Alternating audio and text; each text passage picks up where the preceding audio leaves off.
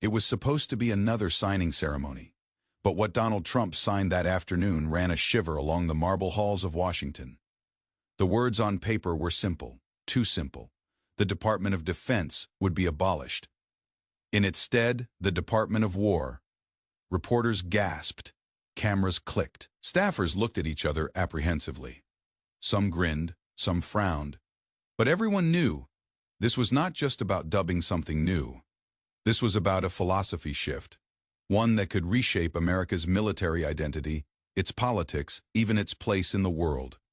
The news began softly. A congressman standing at Trump's side explained how ordinary Americans were tired of being pushed around in the marketplace at home, even on the battlefield. For years, he said, our people have been harassed, their private data sold, their dreams deferred. But with the president's signature today, we're ending the harassment. We're restoring dignity. And when Americans envision a home, a life, or a future, they'll be able to do so without interference. The crowd burst into applause. The message was clear. This was about making the citizen great again. And then the pivot, sudden but targeted.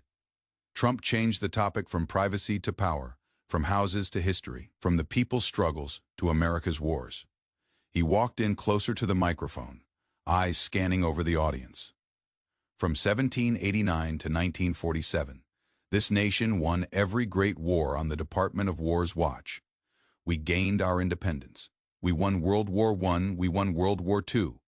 But then something changed. We shifted from offense to defense, from winning to waiting. And what do we have? Endless wars. No victories. Just standoffs. Gasps again. This wasn't just history, it was indictment. And Washington knew it. The next voice was sharp, almost military in cadence. Pete Hegseth, now sworn in as Trump's Secretary of War, stepped forward. His words were blunt, direct, and aimed squarely at Washington insiders. Mr. President, you're right, he declared. When George Washington appointed Henry Knox as the first Secretary of War in 1789, America was young, but determined, and under that department we never lost a big war. World War I, total victory. World War II, total victory. But after 1947, when the War Department became the Department of Defense, what did we do? Korea, Vietnam, Iraq, Afghanistan. Decades of conflict, trillions spent, thousands lost, and zero clean victories. The audience leaned forward in their seats. For Washingtonians, the wars were careers, legacies, entire policy architectures. But for Trump's team, they were losses, proof that the system was broken. Hegseth's tone grew more serious. Words count. Defense is reaction. It is waiting. It is hesitating. But war is unambiguous. War is strong. War is victorious.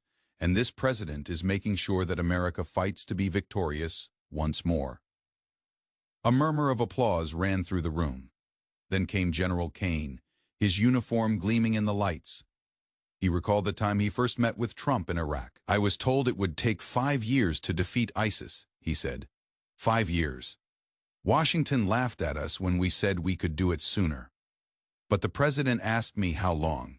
I told him 4 weeks, and we did. 4 weeks, total defeat. The room went silent. The message was clear. Washington's experts hadn't delivered, but Trump's warriors had. Trump seized the moment. We have the best equipment in the world, the strongest soldiers, the best manufacturers.